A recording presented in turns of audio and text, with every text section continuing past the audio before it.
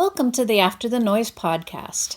I'm Dr. Jan Bradley, licensed psychologist, and this is where we talk about everything your GLP-1 is changing besides the number on the scale.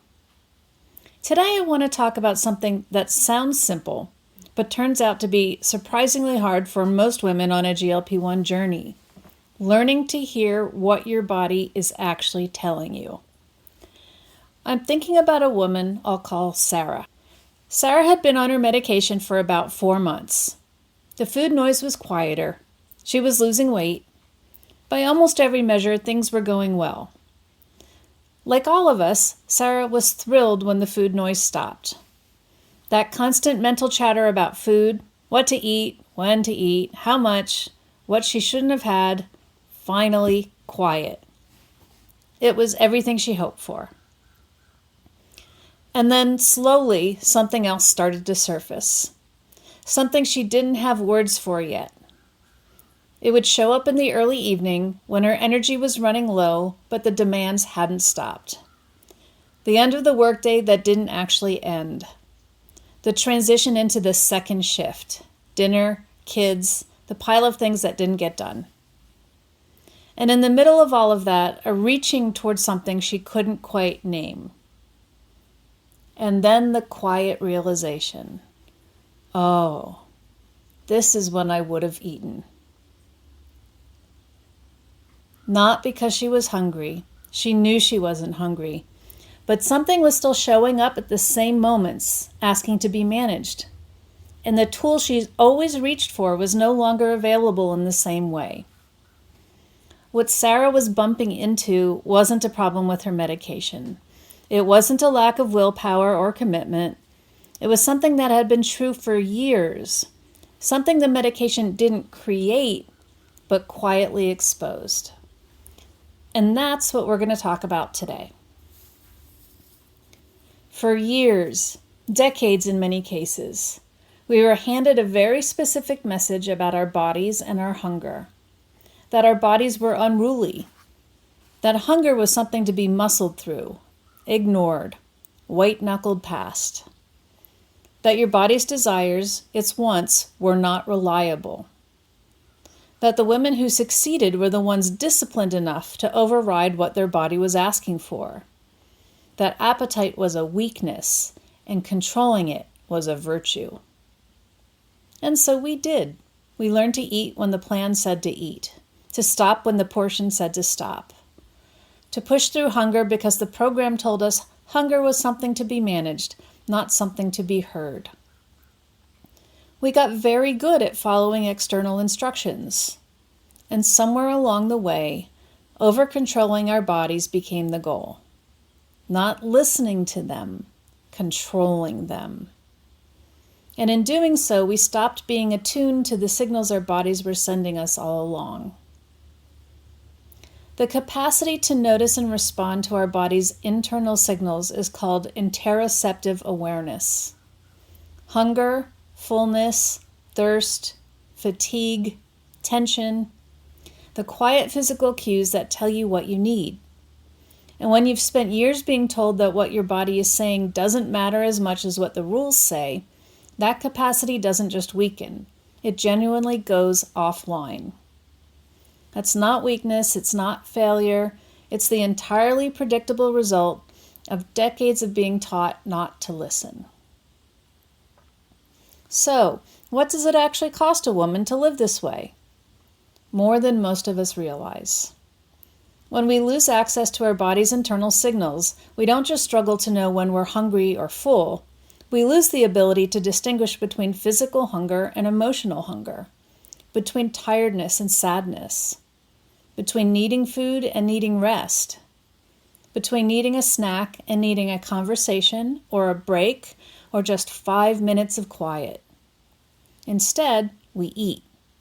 Not because we're hungry, because something is there, some discomfort, some restlessness, some low-grade emotional static, and eating is the fastest available answer.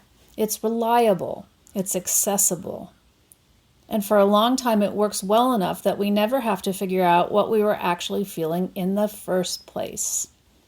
This is how the human brain works. When a behavior reliably reduces discomfort, the brain files it away as a solution. And over years and years of reaching for food in moments of stress, boredom, loneliness, anxiety, or exhaustion, that filing becomes automatic. We don't decide to eat, we just find ourselves eating. And we call it hunger because we don't have another word for what we're feeling.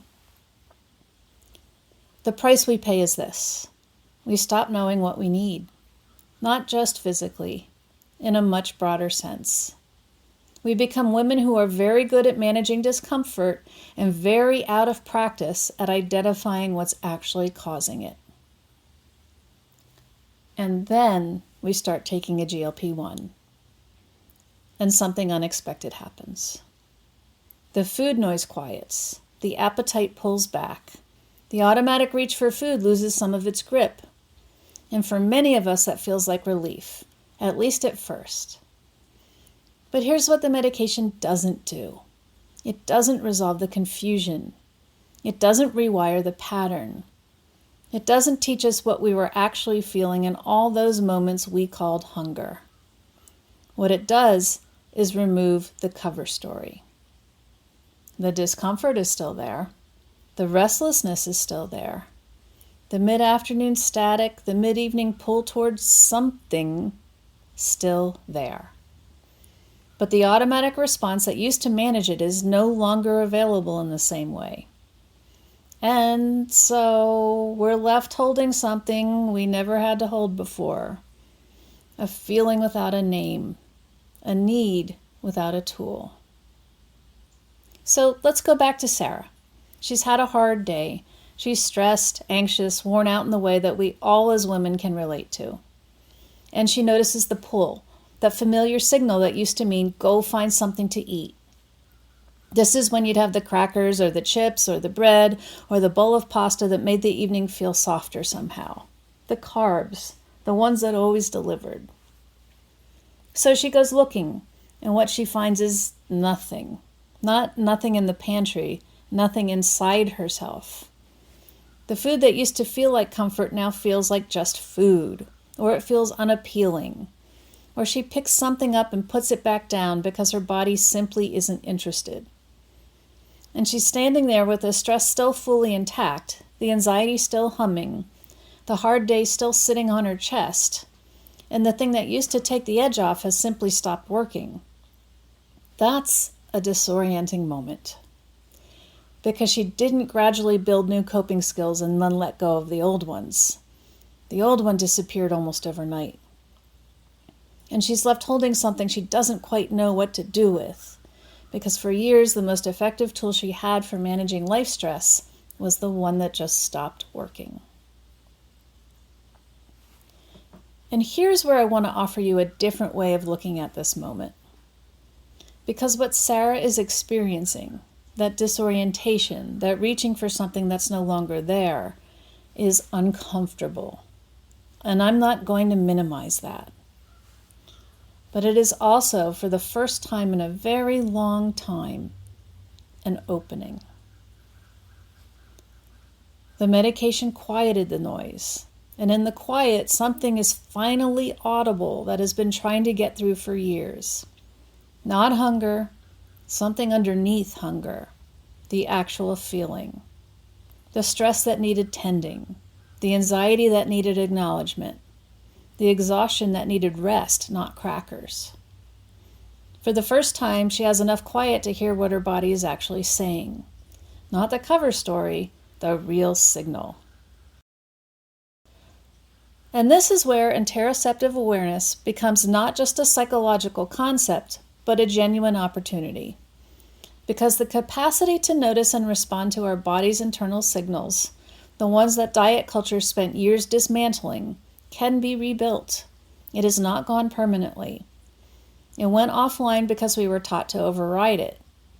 And now, for perhaps the first time, we have the conditions to begin bringing it back online. The food noise quieted, but we weren't left with silence. We were left with everything the noise had been covering up. And learning to hear that, to sit with a feeling long enough to identify what it is and determine what we actually need, That is the work that produces lasting change, not just on the scale, in the relationship we have with ourselves. Before we wrap up today, I want to acknowledge something. I just named a problem without handing you a solution. And that's not where I want to leave you. Learning to hear your body again, to recognize what it's actually telling you, to identify what you actually need, and to begin responding to yourself with the same care you've spent years giving to everyone else. That is exactly what After the Noise is built for. That is where we are going. The foundation of this work starts with understanding where you are right now. Not where you think you should be, not where the woman next to you is, where you actually are, across every dimension of this journey that no one prepared you for. I'll see you in the next episode.